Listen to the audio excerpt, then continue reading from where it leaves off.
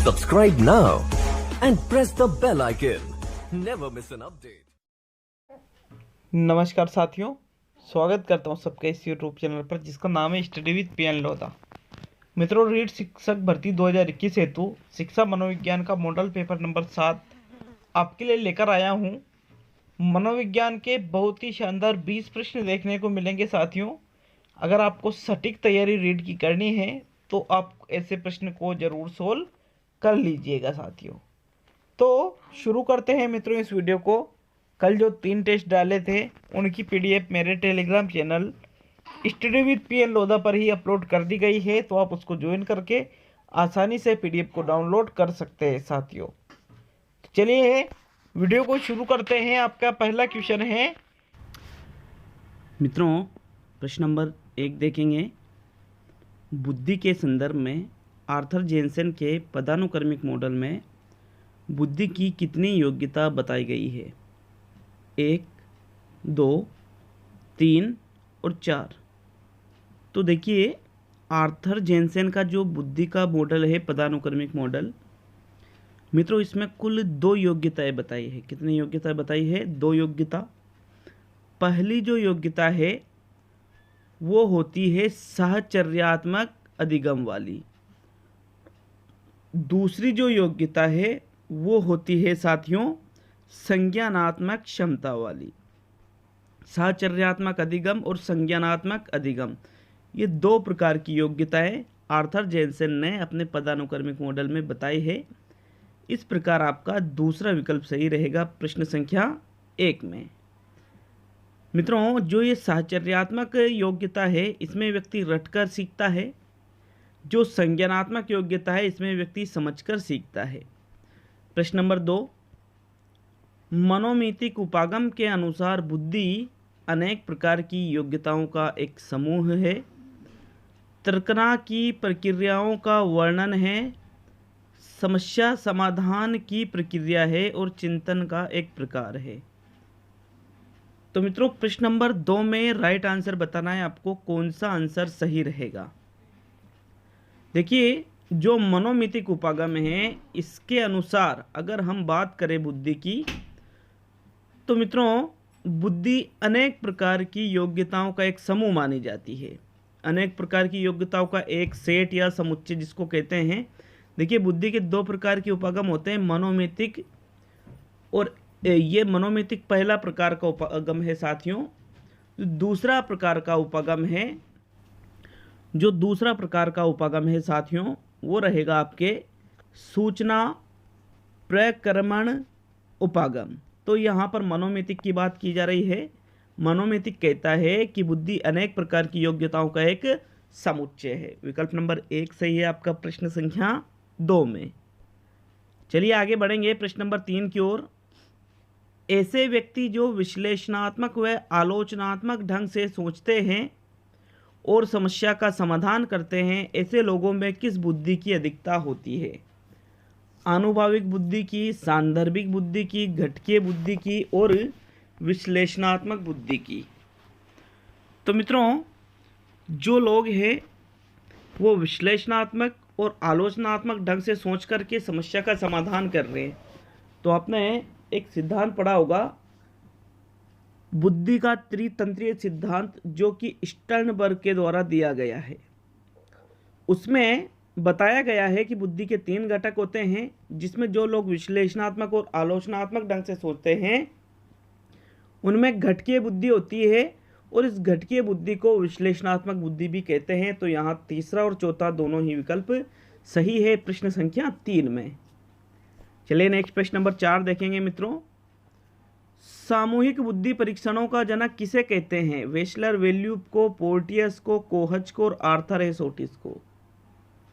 तो सामूहिक बुद्धि परीक्षणों की बात करें, देखिए बुद्धि परीक्षणों को 2 भागों में वर्गीकृत किया गया है।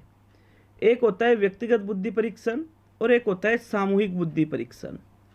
व्यक्तिगत में भी 2 भेद हैं, शाब्दिक और अशाब्दिक। सामूहिक में भी 2 भेद है, शाब्दिक और अशाब्दिक। तो व्यक्तिगत का जनक है अल्फ्रेड बिने और सामूहिक का जनक है आर्थर एस ओटिस। चौथा विकल्प आपका सही रहेगा साथियों प्रश्न 4 में। नेक्स्ट प्रश्न नंबर 5 पे आएंगे।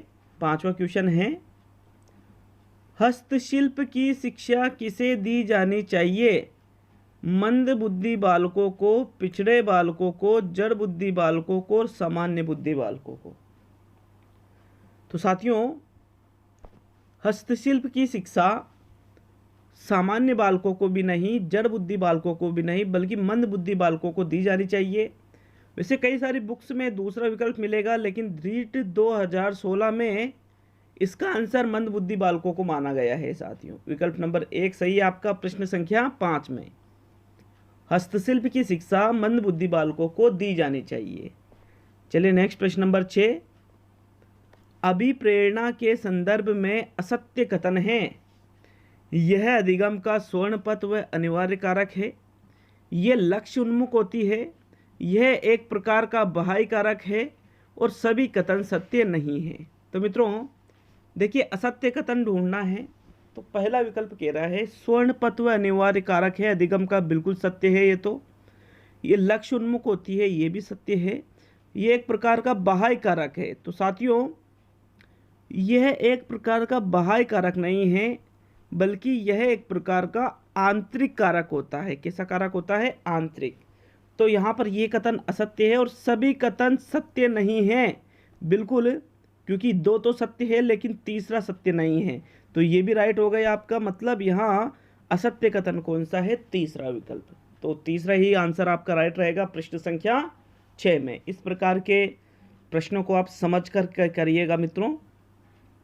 नेक्स्ट प्रश्न नंबर 7।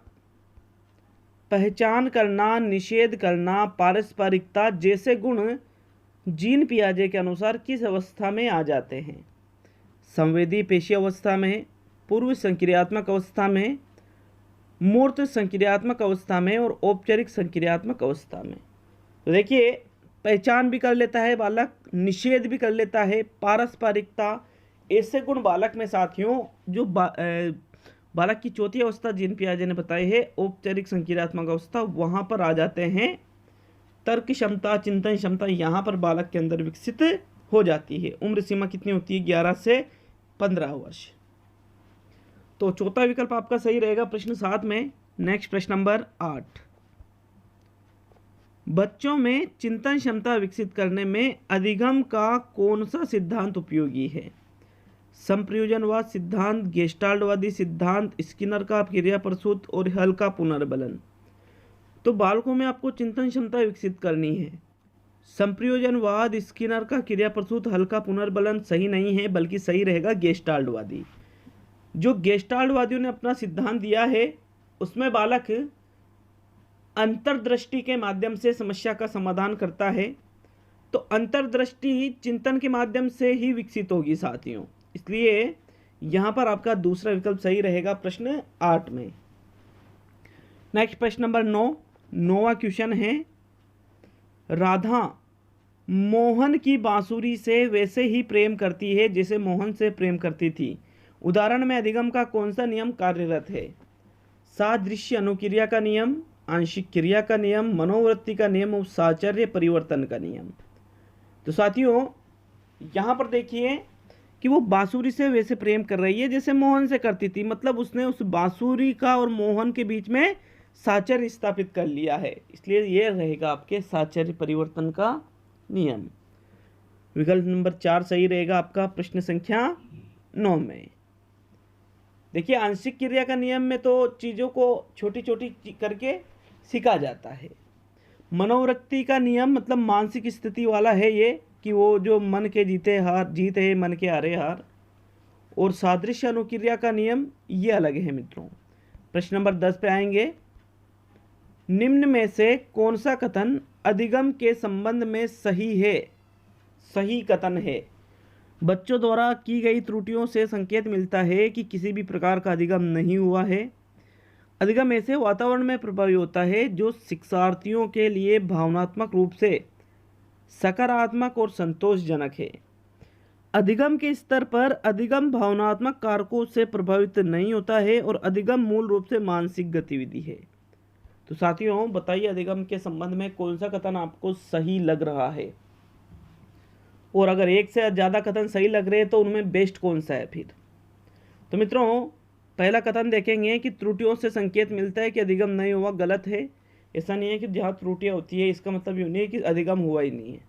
भावनात्मक कारकों से प्रभावित नहीं होता, ये भी गलत है, बिल्कुल होता है।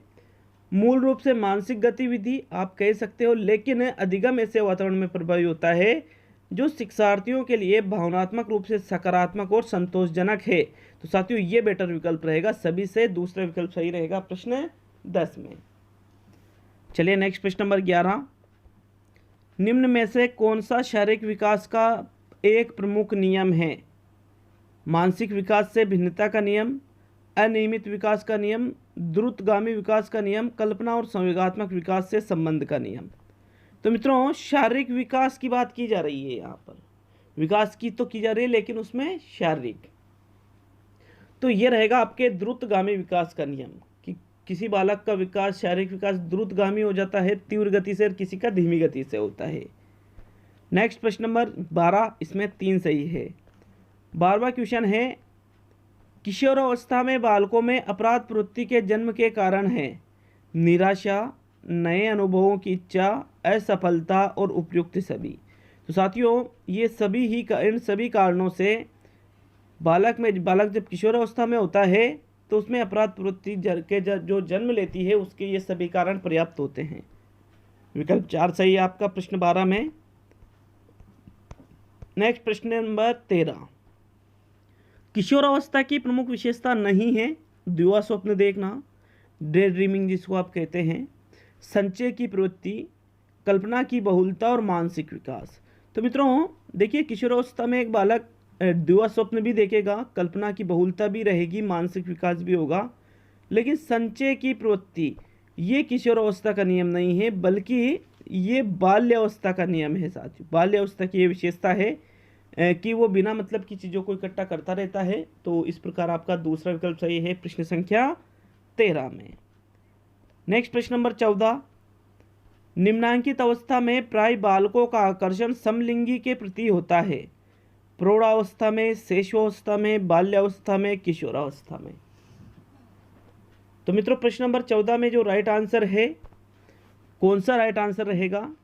बालकों का आकर्षण समलिंगी के प्रति, समलिंगी मतलब समान लिंग के प्रति, जैसे बालक बालकों में, बालिकाएं बालिकाओं में, तो ऐसा बाल्यावस्था में होता है। साथियों यहाँ पर समलैंगिक समूहों का निर्माण भी किया जाता है बाल्यावस्था में। समलैंगिक समूह है मतलब एक ही जो बालक बालक और बालिका बालिका इस प्रकार के समूह का निर्माण भी यही किया जाएगा। तो तीसरा विकल्प सही है प्रश्न 14 में। नेक्स्ट प्रश्न नंबर 15, किशोरावस्था अपराध प्रवृत्ति के विकास का नाजुक काल है, यह कथन किसका है? स्किनर, वुडवर्थ, वैलेंटाइन और हर्बर्ट। तो किशोरावस्था अपराध प्रवृत्ति के विकास का नाजुक समय है, मतलब यहाँ अपराध प्रवृत्तियाँ विकसित होने के बहुत ज़्यादा चांस होते हैं, ऐसा वैलेंटाइन का कहना था। साथियों तीसरा विकल्प सही रहेगा प्रश्न 15 में। नेक्स्ट प्रश्न नंबर 16, फ्रायड के अनुसार व्यक्ति की अतृप्त इच्छा कौन सी है? काम वासनाएं हैं, धन की इच्छा है, संतान की इच्छा है और सुख की इच्छा है। तो मित्रों फ्रायड के अनुसार व्यक्ति की अतृप्त इच्छाओं की बात करें तो व्यक्ति की जो काम वासना की इच्छा है वो अतृप्त इच्छा होती है, क्योंकि इसमें इन काम वासना पर अत्यधिक बल दिया है। साथियों विकल्प नंबर 1 सही रहेगा आपका प्रश्न 16 में। चलिए प्रश्न नंबर 17 की ओर बढ़ेंगे। निम्न में से कौन सा कथन रुचि के बारे में सत्य नहीं है? रुचि के बारे में सत्य कथन कौन सा नहीं है ये बताइएगा।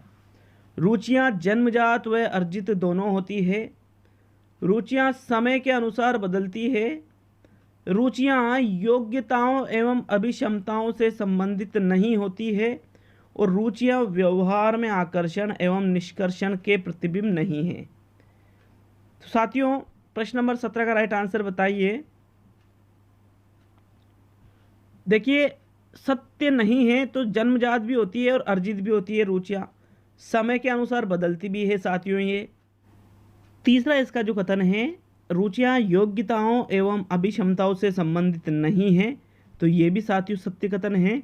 लेकिन जो इसका चौथा कथन है कि रुचियाँ व्यवहार में आकर्षण एवं निष्कर्षण के प्रतिबिंब नहीं है, तो साथियों देखिए व्यवहार में आकर्षण और निष्कर्षण दोनों रुचियों से प्रतिबिंबित होता है। विकल्प चौथा सही रहेगा आपका प्रश्न संख्या 17 में। चलिए नेक्स्ट प्रश्न नंबर 18 की ओर बढ़ेंगे साथियों। आपके 18वां क्वेश्चन है, अभिरुचि का अर्थ होता है व्यक्ति की योग्यताओं व विशेषताओं का योग, अच्छी आदतों का समूह, अनुशासनहीन बने रहने की जिद और मूल प्रवृत्तियों का आधिक्य। तो अभिरुचि का अर्थ बताइए साथियों, अभिरुचि का अर्थ इसमें से क्या रहेगा? मित्रों, अभिरुचि का अर्थ यहाँ पर रहेगा व्यक्ति की योग्यताओं व विशेषताओं का योग ही अभिरुचि है। विकल्प नंबर 1 सही आपका प्रश्न 18 में। चलिए नेक्स्ट प्रश्न नंबर 19 पे आते हैं साथियों।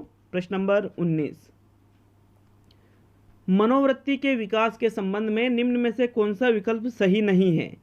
मनोवृत्तियों के विकास पर शारीरिक स्वास्थ्य का प्रभाव पड़ता है, मनोवृत्तियां वंशानुक्रम से प्रभावित होती है, अध्यापक इनके विकास में बालकों की सहायता कर सकते हैं और भावनात्मक विकास का इसके विकास पर प्रभाव पड़ता है। तो साथियों कौन सा सही नहीं है मनोवृत्तियों के बारे में? मित्रों, शारीरिक स्वास्थ्य पर भी प्रभाव पड़ेगा मनोवृत्तियों से, अध्यापक इनके विकास से बालकों की सहायता भी कर सकते हैं इनके विकास में, भावनात्मक विकास पर भी इसके विकास का प्रभाव पड़ता है, लेकिन ये वंशानुक्रम से प्रभावित होती है, ये गलत है। मनोवृत्तियां वातावरण से प्रभावित होती है, न कि वंशानुक्रम से। विकल्प 2 सही रहेगा आपका प्रश्न 19 में। साथियों अंतिम क्वेश्चन देखेंगे प्रश्न नंबर 20। उससे पहले अगर आपको वीडियो अच्छा लगे तो वीडियो को लाइक करना नहीं भूले, और चैनल पर नए हो तो साथियों ये लाल बटन जो दिख रहा है आपको सब्सक्राइब वाला, उसको क्लिक जरूर करें साथियों। सब्सक्राइब हमारे चैनल को आप कर सकते हो, आपकी इच्छा है साथियों। अंतिम और 20वां क्वेश्चन, उच्च स्व प्रत्यय की सांकेतिक विशेषता है दिव्य स्वप्न, आत्मविश्वास की कमी, उच्च बुद्धि और उच्च अभिक्षमता। तो मित्रों, जिन लोगों में उच्च स्व प्रत्यय पाया जाता है अर्थात इसकी सांकेतिक विशेषता रहेगी उच्च अभिक्षमता। विकल्प नंबर 4 सही रहेगा प्रश्न 20 में। कमेंट करके जाए कितने क्वेश्चन सही हुए। डाउटफुल हो किसी क्वेश्चन पे तो वो भी कमेंट करें, अपेक्षित संशोधन अगले टेस्ट में आपको बता दिया जाएगा साथियों। बहुत बहुत धन्यवाद। मिलते हैं अगले वीडियो में। सभी मित्रों का बहुत बहुत धन्यवाद साथियों। देखना नहीं भूले, एक और वीडियो आपके आ रहे हैं मेथड के क्वेश्चनों का, उसको भी आप जरूर अटेंड करें मित्रों।